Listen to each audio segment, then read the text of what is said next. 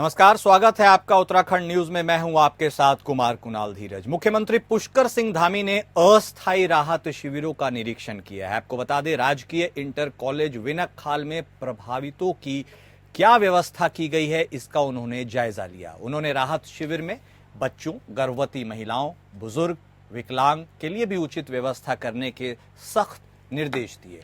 इस दौरान मुख्यमंत्री ने आपदा राहत शिविर में आपदा प्रभावितों से मिलकर उनका हालचाल जाना और बैठक कर समस्याएं सुनी।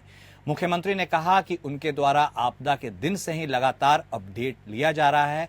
उन्होंने आपदा में हुई जनहानि पर गहरी शोक संवेदना व्यक्त करते हुए दिवंगत आत्माओं की शांति और पीड़ित परिवार को इस दुख की घड़ी को सहन करने की शक्ति प्रदान करने की कामना की।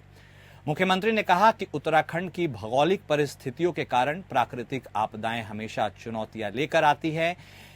इससे पूर्व तैयारी करने की जरूरत है। इसके साथ ही आपदा के समय सजगता और सतर्कता से कम समय में आपदा पर काबू पाना जरूरी होता है, जिसका परिचय जिला प्रशासन ने दिखाया है। देखिए, ये बूढ़ा केदार क्षेत्र के तिनगढ़, तोली, ऐसे अनेक गांवों में जो आपदा आई है, राहत कैंप में सभी लोगों से मैंने बात की है। उन्होंने अपने कुछ मांगे भी रखी हैं कि किस प्रकार से सुरक्षात्मक दीवार बनानी है, तटबंध बनाने हैं, यहाँ का विस्थापन होना है, उस सभी पर बात हुई है और सबके निर्देश दे दिए हैं कि जल्दी से जल्दी इस पर कार्रवाई करें। और हमारे साथ हमारे सहयोगी पंकज इस वक्त जुड़े हुए हैं, सीधे उनका रुख करेंगे। जी पंकज, जिस प्रकार से मुख्यमंत्री ने मुस्तैदी दिखाई है, निरीक्षण किया, लोगों का हालचाल जाना, दिशा निर्देश दिए, इन पूरे मामलों के बीच में जो व्यक्ति पीड़ित हैं उनकी क्या मनोभाव रहे और इस पूरे विजिट का क्या कुछ निष्कर्ष निकाला, हमारे दर्शकों को बताइए। जी कुणाल, आपको बता दें 25 तारीख की रात को बूढ़ा केदार क्षेत्र में हुई जोरदार बारिश से पहले तो 2 माँ बेटी को मौत की घाट उतरना पड़ा। उसके बाद जो है बूढ़ा केदार में काफी त्रासदी हुई और फिर जो है तिनगढ़ गांव में भूस्खलन हुआ, जिस कारण से तिनगढ़ गांव वालों को जो है अस्थायी राहत शिविर में पहुंचाया गया, जहां पर सरकार की तरफ से तमाम सुविधाएं दी जा रही है और प्रशासन की तरफ से हर संभव मदद किया जा रहा है। चलिए ठीक है, आपने हमारे दर्शकों को अपडेट से अवगत कराया, इसके लिए आपका बेहद शुक्रिया। वहीं सीएम पुष्कर सिंह धामी ने हरिद्वार पहुंचकर शिव भक्त कांवड़ियों का स्वागत किया। मुख्यमंत्री ने ओम घाट पर कुछ कांवड़ियों के पैर धोकर उनका स्वागत किया और उनकी कांवड़ यात्रा के लिए मंगल कामना की। इसके बाद ओम घाट पर आयोजित शिव संध्या कार्यक्रम में भी मुख्यमंत्री ने शिरकत की। इस प्रोग्राम में प्रसिद्ध भजन गायक हंसराज रघुवंशी ने कई मनमोहक प्रस्तुतियां दी।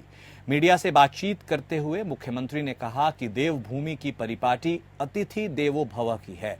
धर्मनगरी हरिद्वार में बड़ी तादाद में शिव भक्त कांवड़िए पहुंच रहे हैं, इसलिए एक शिव भक्त होने के नाते कांवड़ियों का स्वागत करना उनका दायित्व है। और पूरे देश भर के शिव भक्त कांवड़ी भाई बहन करोड़ों की संख्या में यहाँ माँ गंगा का जल लेने के लिए और माँ गंगा का जल लेकर जाते हैं। और सभी हमारे भगवान के भक्त हैं, शिव भक्त हैं, देवभूमि में आते हैं। देवभूमि में हम सब उनका स्वागत कर रहे हैं, अभिनंदन करें। और हमारी देवभूमि की जो परिपाटी है अतिथि देवो भव, तो निश्चित रूप से कहीं न कहीं मैं मुख्य सेवक हूँ, तो ये हमारा दायित्व बनता है कि आस्था, श्रद्धा और पूरे विश्वास को बढ़ाने वाला, हमारी संस्कृति को आगे बढ़ाने वाले सभी शिव भक्त कांवड़ियों का प्रतीकात्मक रूप से यहाँ पर हमने स्वागत किया है, उनका अभिनंदन किया है। और हरिद्वार से हमारे सहयोगी रुपेश इस वक्त हमारे साथ जुड़ गए हैं। जी रुपेश, ओम घाट की ये तस्वीरें हम अपने दर्शकों को दिखा रहे हैं। तस्वीरें काफी सुकून देने वाली हैं, काफी अच्छी हैं। मुख्यमंत्री खुद इतने बड़े ओहदे पर होते हुए कांवड़ियों का पैर धो रहे हैं, क्या कुछ पूरा अपडेट है इस मामले को लेकर? देखिए कुणाल, मुख्यमंत्री यहाँ पर कांवड़ यात्रियों का स्वागत करने के लिए पहुंचे थे। इससे पहले उन्होंने हर की पैड़ी क्षेत्र में, जो हर की पैड़ी के गंगा घाट है, वहां पर कांवड़ियों पर पुष्प वर्षा की, जिससे जो कांवड़िये वहां पर हर की पैड़ी घाट पे मौजूद थे तो वो बड़े गदगद नजर आए और वो इस बात की भी प्रशंसा करते नजर आए कि उत्तराखंड के जो मुख्यमंत्री हैं पुष्कर सिंह धामी, वो कांवड़ियों से विशेष लगाव रखते हैं, क्योंकि वो भी मुख्यमंत्री भी शिव भक्त हैं, तो इसलिए कांवड़ियों से विशेष लगाव रखते हैं। इसके बाद ओम घाट पुल पर एक कार्यक्रम का आयोजन किया गया, जिसमें मुख्यमंत्री पुष्कर सिंह धामी ने जो कांवड़िए थे, कांवड़ियों के चरण पखारे और उन्हें गंतव्य स्थानों की ओर रवाना किया। उसके बाद यहाँ पर एक भजन संध्या का कार्यक्रम आयोजित किया गया था, जिस कार्यक्रम में भजन गायक हंसराज रघुवंशी ने प्रस्तुतियां दी थी। वहां पर भी काफी देर तक मुख्यमंत्री मौजूद रहे और मुख्यमंत्री ने साफ साफ यही कहा है कि क्योंकि वे शिव भक्त हैं, तो ऐसे में जो शिव भक्त कांवड़िए हैं उनका स्वागत करना उनका दायित्व बनता है। तो उन्होंने साफ साफ ये भी कहा है कि क्षेत्र क्योंकि प्रदेश में भाजपा की सरकार है, तो ऐसे में जो कांवड़ यात्री हरिद्वार आने वाले कांवड़ यात्री है उन्हें किसी भी प्रकार की कोई परेशानी नहीं होने दी जाएगी। अभी तक जो कांवड़ मेला रहा है, हालांकि अभी जो कांवड़ मेला है वो अपने अंतिम चरण में है, 2 दिन का कांवड़ मेला बचा है और फिलहाल जो डाक कांवड़ है वो यहाँ पर डाक कांवड़ियों का दौर शुरू हो चुका है। हाईवे पूरी तरह पैक है और जो डाक कांवड़िए है वो यहाँ पर हर की पौड़ी क्षेत्र से गंगा जल लेकर गंतव्य की ओर रवाना हो रहे हैं। मुख्यमंत्री ने जिला प्रशासन और पुलिस प्रशासन को साफ साफ निर्देशित किया था कि किसी भी प्रकार की कांवड़ियों को किसी भी प्रकार की परेशानी न होने दी जाए और उनकी हर संभव सहायता और मदद की जाए। चलिए, हर संभव सहायता और मदद की जाए। आप हमारे साथ बने रहिएगा रुपेश, हम आपके पास पुनः लौटेंगे। लेकिन जो तस्वीरें हम अपने दर्शकों को दिखा रहे हैं वो बेहद खास है। सावन का महीना चल रहा है और कांवड़ यात्रा भी अपने पूरे चरम पर है। डाक कांवड़ के साथ भारी कांवड़िया इस समय हरिद्वार पहुंच रहे हैं। वही इस कांवड़ यात्रा में खास बात यह है कि लक्सर में इस बार सावन माह बिना बारिश के ही सूखा नजर आ रहा है। लक्सर में इस समय चिलचिलाती भीषण गर्मी पड़ रही है और कांवड़ियों की लंबी लंबी कतारें रुड़की लक्सर मार्ग पर नजर आ रही है। ऐसे में जहां भारी कांवड़ियों का आगमन और इस समय चिलचिलाती गर्मी से उनका सामना हो रहा है, सबके पसीने छूटते नजर आ रहे हैं। हर कोई इस भीषण गर्मी से बेहाल है। तो वहीं ऐसे में कांवड़ियों के बीच खाकी वर्दी अपनी ड्यूटी पर पूरी सेवा भाव के साथ नजर आ रही है और अपनी ड्यूटी पूरी मुस्तैदी से निभा रही है। आप तस्वीरों में साफ देख सकते हैं कि पुलिस अपनी ड्यूटी निभाती हुई नजर आ रही है और इस चिलचिलाती भीषण गर्मी में भी पूरे लगन से कांवड़ियों की सेवा करती दिख रही है। लक्सर पुलिस क्षेत्राधिकारी निहारिका सेमवाल खुद रुड़की लक्सर मार्ग पर जगह जगह पुलिस पॉइंट्स का निरीक्षण कर यातायात को सुचारू रखने में लगी हुई हैं। उनका कहना है कि कांवड़ यात्रा में कांवड़ियों को जाम जैसी कोई परेशानी न हो, इसके लिए एसएसपी को निर्देश दिए गए हैं। कांवड़ यात्रा को सकुशल करवाना ही उनकी प्राथमिकता है। कांवड़ यात्रा 2024 का अब अपना फुल फ्लेज पे आगमन स्टार्ट हो गया है। हरिद्वार जनपद एसएसपी सर के निर्देशन में पूरी तरह से तैयार है। आप देख रहे हैं कि डाक कांवड़ का मूवमेंट भी स्टार्ट हो गया है। लक्सर से जो हमारा नगला इमरजेंसी डाइवर्जन है वो चालू हो गया है। यहाँ से डाइवर्जन होकर हम इन्हें गाड़ियों को बैरागी की तरफ भेज रहे हैं। एसएसपी सर के निर्देशन में पूरी हम लोगों ने ये कोशिश करी है कि जितने भी कांवड़ यात्री हैं तथा इनके साथ साथ जो अन्य लोग हैं उनको किसी भी प्रकार के जाम या किसी तरह की समस्या का सामना ना करना पड़े, उसके लिए हमने सहयोग ले रहे हैं तथा जगह जगह पर हमारी ड्यूटीज लगी हुई हैं और निरंतर हम यही प्रयास कर रहे हैं कि कोई भी जाम की स्थिति ना हो। मैडम, जिस तरह से कप्तान द्वारा कार्य के लिए पुलिस कर्मियों को सम्मानित किया गया, लक्सर क्षेत्र में ऐसे कितने पुलिसकर्मी हैं जिनको सम्मानित किया गया है? हरिद्वार में कांवड़ पटरी पर लगे स्प्रिंकलर्स यानी फव्वारे चिलचिलाती गर्मी में कांवड़ियों को राहत दे रहे हैं। यहाँ कांवड़ पटरी पर शंकराचार्य चौक से जटवाड़ा पुल तक कई फव्वारे लगाए गए हैं, जिससे गुजरते हुए गर्मी से बेहाल कांवड़ियों को ठंडक का एहसास हो रहा है। शिव भक्त कांवड़ियों का कहना है कि प्रशासन की ओर से ये एक अच्छी व्यवस्था की गई है। इससे कांवड़ यात्रियों को थोड़ी देर के लिए गर्मी में ठंडक का एहसास मिल पा रहा है। उत्तराखंड सरकार ने जो फव्वारे लगाए हैं, गर्मी में से काफी राहत मिल रही है, इसलिए हम उत्तराखंड सरकार का बहुत बहुत धन्यवाद करते हैं। पुष्कर सिंह धामी का भी बहुत बहुत धन्यवाद है। बहुत अच्छी व्यवस्था है। जैसे अब की बार बारिश नहीं हो रही है, बहुत भारी गर्मी का सामना कर रहा है घोड़ों को, और ये बहुत अच्छा लगा है। सहयोगी रुपेश वाले लगातार हमारे साथ बने हुए हैं। जी रुपेश, ये भी एक अजब ही विडंबना कही जाएगी। सावन का महीना चल रहा है और चिलचिलाती गर्मी पड़ रही है। ऐसे में कांवड़ियों को दिक्कतें तो हो रही है, लेकिन ये जो अनूठी पहल की गई है स्प्रिंकलर्स की, इससे क्या कुछ कांवड़ियों को महसूस हो रहा है, उनकी क्या प्रतिक्रिया है? देखिए कुणाल, इस मर्तबा पहली बार ही हो रहा है कि जो सावन का पहला सोमवार था उस पे अवश्य यहाँ पर भारी भरकम बारिश देखने को मिली थी, लेकिन उसके बाद से लगातार सूखे की स्थिति बनी हुई है। कुछ देर के लिए बारिश होती है और फिर यहाँ पर भयंकर गर्मी हो जाती है। तो इसी से कांवड़ियों को राहत देने के लिए प्रशासन द्वारा जो स्प्रिंकलर हैं, फव्वारे हैं, वो जगह जगह लगाए गए हैं। शंकराचार्य चौक से लेकर जटवाड़ा पुल तक जो भी कांवड़ पटरी का क्षेत्र है, वहां पर ये फव्वारे लगाए गए हैं। इस फव्वारों से जो गुजरने वाले कांवड़िए हैं उन्हें हल्की राहत तो मिलती है, लेकिन क्योंकि बहुत ही भीषण उमस है और गर्मी है, तो इसलिए कांवड़ियों को यहाँ पर परेशानियों का सामना भी करना पड़ रहा है। हालांकि जो कांवड़िए नहर पटरी क्षेत्र से गुजरते हैं वो प्रशासन की इस अनूठी पहल का स्वागत भी करते हैं और उनकी प्रशंसा भी करते हैं। साथ ही साथ स्थानीय सरकार की भी सराहना करते हैं कि स्थानीय सरकार द्वारा उनके लिए विशेष रूप से ये फव्वारे यहाँ पर लगाए गए हैं। हालांकि गर्मी बहुत है, तो ऐसे में जो नहर पटरी क्षेत्र से गुजरने वाले कांवड़िए हैं वो जब फव्वारे के नीचे पहुंचते हैं तो उन्हें हल्की ठंडक का एहसास अवश्य होता है।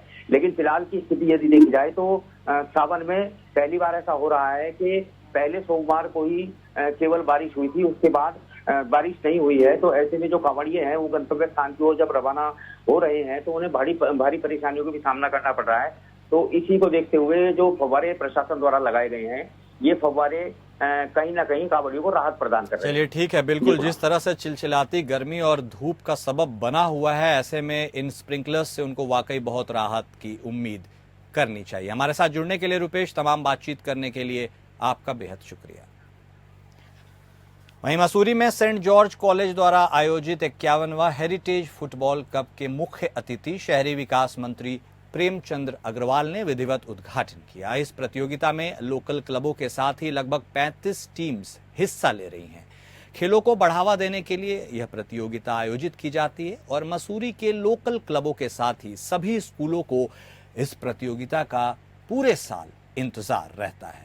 इस मौके पर शहरी विकास मंत्री प्रेमचंद्र अग्रवाल ने कहा कि सेंट जॉर्ज स्कूल द्वारा खेलों को बढ़ावा देने के लिए एक बेहतरीन प्रयास है। उन्होंने सभी प्रतिभागियों को शुभकामनाएं देते हुए कहा कि आज की युवा पीढ़ी नशे की लत में पड़ रही है, लेकिन खेलों से उन्हें इससे दूर किया जा सकता है। नगर निकाय चुनाव को लेकर शहरी विकास मंत्री ने कहा कि सरकार चुनाव को लेकर तैयार है और जल्द ही नगर निकाय चुनाव संपन्न करवा दिए जाएंगे। उन्होंने कहा कि मतदाता सूची का कार्य पूर्ण हो चुका है और अब सीमांकन का कार्य भी अंतिम चरण में है। इसके बाद आरक्षण की स्थिति स्पष्ट होते ही चुनाव करवा दिए जाएंगे। खूबसूरत नज़ारे के बीच में हमारे सेंट जॉर्ज कॉलेज मसूरी द्वारा 51वां फुटबॉल चैंपियनशिप यहाँ पे आयोजित की गई और जिसमें लगभग 30 टीमें यहाँ भाग ले रही हैं और बहुत सुंदर टूर्नामेंट पिछले कई वर्षों से यहाँ आयोजित हो रहा है। और बड़ी बात यह है कि जितेंद्र गुप्ता की याद में ये टूर्नामेंट आयोजित किया जा रहा है। सारी टीमें यहाँ पे जो आई हैं अच्छी टीमें हैं। स्पोर्ट्स के बारे में हम एक ही बात कह सकते हैं कि healthy mind lives in healthy body, यानी कि शरीर में आपका यदि स्वस्थ होगा शरीर तो सारी चीज़ें आपकी अपने आप ठीक हो जाएंगी। इससे एक सबसे बड़ा लाभ क्या है कि आज युवा खेल की तरफ यदि बढ़ता है तो कम से कम नशे से वो दूर रहता है। मैं एक खिलाड़ी रहा हूँ तो इसलिए मैं बात इसलिए भी कह रहा हूँ कि आज की जो भावना है, आज की युवा पीढ़ी लगातार नशे की तरफ बढ़ रही है, वो हमारे लिए सबके लिए चिंता का विषय है। मैं तमाम इन खिलाड़ियों को बहुत शुभकामनाएं दे रहा हूँ। गढ़वा विश्वविद्यालय के छात्रों का अब डिजिटल पहचान पत्र बनेगा। ये परिचय पत्र के साथ लाइब्रेरी कार्ड का भी कार्य करेगा। इससे जहां छात्र संघ चुनाव के दौरान फर्जी मतदान की संभावना शून्य हो जाएगी, तो वहीं छात्रों को साल दर साल नए आई कार्ड्स बनाने से भी निजात मिल जाएगा। आधुनिक सेवाओं से युक्त RFID कार्ड की कीमत 100 रुपए रखी गई है। इस पहचान पत्र में QR कोड, बारकोड के साथ आधुनिक नॉन विजिबल चिप भी लगी रहेगी। गढ़वाल विश्वविद्यालय डिजिटलाइजेशन की ओर तेजी से बढ़ रहा है। विश्वविद्यालय के नियंता मंडल ने छात्रों के आई कार्ड को अपग्रेड किया है। अब छात्रों का डिजिटल आई कार्ड विश्वविद्यालय द्वारा प्रवेश के दौरान बनाया जाएगा। इससे छात्रों को कोर्स पूरा होने तक दूसरा आई कार्ड बनाने की कोई आवश्यकता नहीं होगी, जबकि लाइब्रेरी कार्ड बनाने से भी निजात मिल जाएगी। डिजिटल आई कार्ड बनाने के लिए विवि स्तर पर नियंता मंडल द्वारा 5 सदस्यीय टीम का गठन किया गया है, जिन्हें इस डिजिटल आई कार्ड को बनाने के लिए अध्ययन के लिए 6 माह का समय लगा। टीम के संयोजक डॉक्टर देवेंद्र सिंह ने बताया कि पहली बार गढ़वाल विश्वविद्यालय में इस तरह का आधुनिक आई कार्ड प्रयोग में लाया जाएगा। इसे RFID कार्ड यानी radio frequency identification digital card के नाम से जाना जाएगा। इसमें बारकोड, QR कोड समेत फेस ID की सुविधा उपलब्ध रहेगी।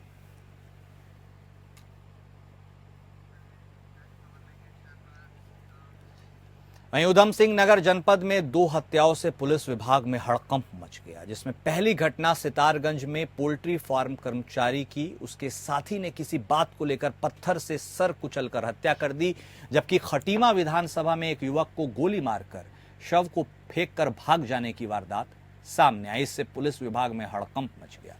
मौके पर forensic team, dog squad team द्वारा गहनता से जांच की गई। पुलिस ने दोनों स्थानों पर शवों को कब्जे में लेकर उसे पोस्टमार्टम के लिए भेज दिया है और आगे की कार्रवाई में जुट गई है।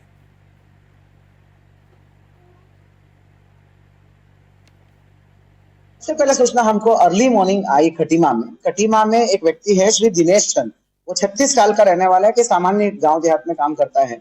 उसकी जो है गोली लगने से गोली लगा हुआ बॉडी पड़ा हुआ है। तो तत्काल जो हमारा SHO है और CO कटीमा है, SHO प्रकाश दानू, CO कटीमा सब वहां पर रश कर दिए। वो गोली लग के एक व्यक्ति पड़ा हुआ है वो, लेकिन मजोला जो दूरस्थ गांव है उसका भी एक मोहल्ला है जहां पर मुश्किल से 7-8 गांव है, उस गांव से संबंधित ही प्रकरण है ये। ठीक है, क्लियर कट गोली लग के एक व्यक्ति जो है मृत्यु हो गई है। तो आसपास में जो लास्ट में देखे गए हैं वो सारी CCTV, CDR, वो सारी चीजें हम जो है वर्कआउट करने की इसमें है। नियमानुसार वहां पे फॉरेंसिक टीम और आपका फील्ड यूनिट और आपका डॉग स्क्वाड सब पहुंच गया है। सर्चिंग ट्रैकिंग का कार्रवाई चल रही है। कुछ संदिग्धों को हमने पूछताछ कर रहे हैं। शीघ्र ही हमें आशा है कि ये उसका पूरा राज बाहर आ जाएगा एंड इसका हम वर्कआउट की तरफ बढ़ रहे हैं।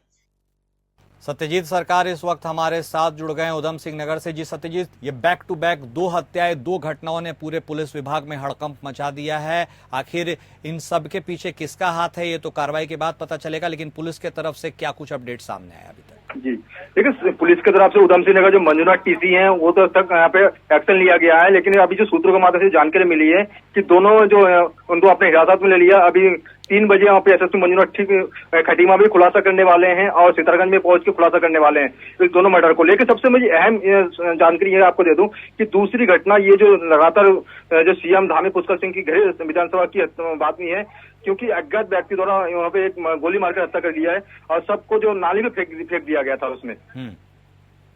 तो कानून व्यवस्था के ऊपर जो सवाल खड़े हो रहे हैं उसके ऊपर कुछ पक्ष सामने आया है किसी का?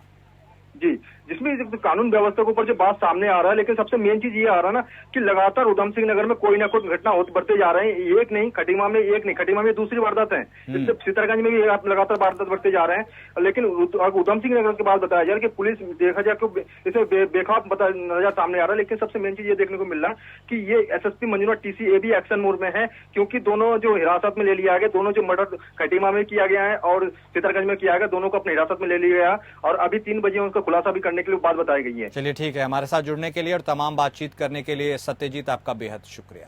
सोशल मीडिया में फायर ब्रिगेड की गाड़ी और IPS अधिकारी का घर चर्चा का विषय बना हुआ है। यह वीडियो देहरादून के ईस्ट कैनाल रोड स्थित मशहूर IPS अधिकारी अर्चना त्यागी के घर के बाहर की बताई जा रही है। वायरल वीडियो में फायर ब्रिगेड की गाड़ी घर की टंकी में पानी डालती हुई नजर आ रही है, जिसको लेकर उत्तराखंड पुलिस के ADG अमित सिन्हा ने बताया कि फिलहाल मामले का संज्ञान लिया जा रहा है। ऐसी स्थिति आगे ना हो इसके लिए भी एक रणनीति तैयार की जाएगी। आपको बता दें कि अब बेहद हैरान करने वाली यह तस्वीरें सामने आई है। आप भी जरा सुनिए इसके बारे में क्या कुछ कहना है। नौबत आई है जो आप बात कह रहे हैं, तो इन सब के विषय में मैं यही कह रहा हूँ, इसको मैं देख लूंगा और फिर मैं बात करके ही बता पाऊंगा। अभी मैं इस पे पूर्णतः कोई भी चीज स्पष्ट रूप से बोल नहीं सकता कि बात क्या कौन सी ऐसी नौबत आई थी कि वहां पे गाड़ी जाने की स्थिति बनी, और अगर बनी तो कितनी वो उचित थी, कितनी अनुचित थी, ये मैं अभी इस बोलने की स्थिति में नहीं हूं।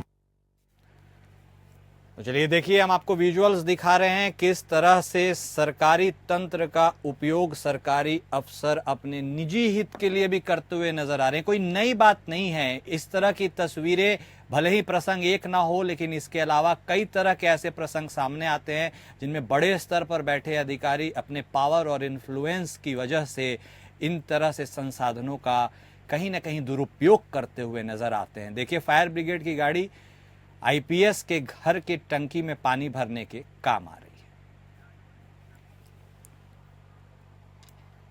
वहीं पौड़ी पहुंचे गढ़वाल कमिश्नर विनय शंकर पांडे ने गढ़वाल मंडल के सभी डीएम और अधिकारियों को मॉनसून सीजन में सतर्क रहने के निर्देश दिए हैं। गढ़वाल कमिश्नर ने कहा कि गढ़वाल क्षेत्र में आपदा का सिलसिला जारी है। बीते दिन ही वे टिहरी जिले के आपदा प्रभावित क्षेत्र तिनगढ़ और बूढ़ा केदार क्षेत्र का निरीक्षण कर लौटे हैं, जहां हालत बेहद खराब है। ऐसे में 24 घंटे के भीतर विस्थापन का कार्य शुरू करवाने की बात गढ़वाल कमिश्नर ने कही। कमिश्नर ने कहा कि जहां भी जमीन उपलब्ध होगी वहां लोगों को विस्थापित किया जाएगा और मवेशियों के लिए भी फिलहाल 5 शेल्टर हाउस बनाए जा रहे हैं, जबकि राहत सामग्री को आपदा प्रभावितों तक पहुंचाया जा रहा है। इसके साथ ही मुआवजे की कार्रवाई भी जारी है। उन्होंने जानकारी देते हुए बताया कि आपदा के दौरान अभी तक 5 जिलों में 32 जनहानि और 100 से अधिक पशु हानि हो चुकी है। 3 दिन पूर्व ही टिहरी जनपद के बूढ़ा केदार क्षेत्र में काफ़ी बड़ी आपदा आई थी और उसमें 2 जनहानि भी हमारी हुई है। साथ ही साथ संपत्तियों को भी नुकसान पहुंचा है और काफ़ी भू कटाव भी हो रहा। तीनगढ़ गांव जो है, जो आपदा से सबसे ज़्यादा प्रभावित है, वहां पर ऑलमोस्ट हम लोगों ने कल विस्थापन की सैद्धांतिक स्वीकृति प्रदान कर दी और वहां के लोकल प्रधान से भी मैंने रिक्वेस्ट की कि आप 5 लोगों की अपनी एक नामित करके दे दीजिए। डीएम की तरफ से भी एक कमेटी बनकर हम लोग कल से ही इसका प्रारंभ कर रहे हैं। जहां जहां लैंड उपलब्ध होगी वहां वहां तुरंत तत्कालिक रूप से विस्थापन हम शुरू कर देंगे। पशुओं के लिए भी जो करीब 250 से 300 पशुओं के लिए भी 5 शेल्टर बनाने के स्वीकृति दे दी गई है। बूढ़ा केदार में जो प्राचीन मंदिर है वो भी काफ़ी खतरे की जद में आ गया है। साथ ही साथ जो वहाँ की पॉपुलेशन है, जो जिनके घर नदी किनारे थे, वहाँ के लिए भी सिंचाई विभाग की तरफ से करीब 8.5-9 करोड़ का एक आगणन प्रस्तुत कर दिया गया। बागेश्वर में बद्रीदत्त पांडे के नाम से विख्यात महाविद्यालय सत्ता की जोर आजमाइश का अड्डा बन गया है। गुपचुप तरीके से महाविद्यालय बागेश्वर में एबीवीपी द्वारा चलाए जा रहे कार्यक्रम का विरोध करने पर पुलिस ने एबीवीपी और बीजेपी नेताओं की शिकायत पर छात्र संघ अध्यक्ष राहुल कुमार सहित कुल 6 छात्रों पर लूटपाट और मारपीट की धाराओं में अपराध पंजीकृत किया है। इसके साथ ही उन्हें गिरफ्तार भी किया गया है। हैरान करने की बात यह है कि बद्रीदत्त पांडे महाविद्यालय बागेश्वर के निदेशक डॉक्टर दीपा कुमारी को छात्र संघ अध्यक्ष राहुल कुमार सहित अन्य छात्रों की गिरफ्तारी की घटनाक्रम में कुछ भी पता नहीं है। आपको बता दें, बागेश्वर महाविद्यालय में पिछले छात्र संघ चुनावों में एबीवीपी को एनएसयूआई से करारी हार मिली थी। इसमें कल डिग्री कॉलेज में एक संगठन द्वारा एक छोटी सभा का आयोजन क्लासरूम में किया जाता है और आरोप है कि इसमें दूसरे संगठन द्वारा वहां पे जाकर वो सभा न होने देना या मारपीट करना की कार्रवाई की। साथ ही दूसरे संगठन द्वारा भी आरोप लगाए गए कि उनके साथ भी मारपीट हुई है। तो इसमें जो जो वीडियोस हमारे सामने आए, जो जो एप्लीकेशंस हमारे सामने आए, उसमें एक पक्ष द्वारा जो वीडियोस दिए उसमें मारपीट साफ तौर से दिखाई जा रही थी और उसमें जो भी रिलेवेंट सेक्शंस थे उसमें धाराएं में एफआईआर दर्ज करके अग्रिम कार्रवाई की जा रही है। आज जो हमारे ऑफिस पे जो धरना प्रदर्शन वो किया गया, वो इसी चीज़ को लिया गया कि हमारे पुलिस स्टेशन द्वारा उनकी एप्लीकेशंस को एक्सेप्ट नहीं किया गया। वो एप्लीकेशन चूँकि प्रॉपर माध्यम से नहीं थी, सोशल मीडिया से थी, इसलिए वो एक्सेप्ट नहीं की गई होगी, पर मेरे द्वारा उसको एक्सेप्ट किया गया और उनको आश्वासन दिया गया उसमें जो भी कार्रवाई उस एप्लीकेशन में या छात्र संघ अध्यक्ष द्वारा दी गई तहरीर पर होती है वो भी जल्दी की जाए। और उत्तराखंड न्यूज में अभी के लिए इतना ही। नमस्कार।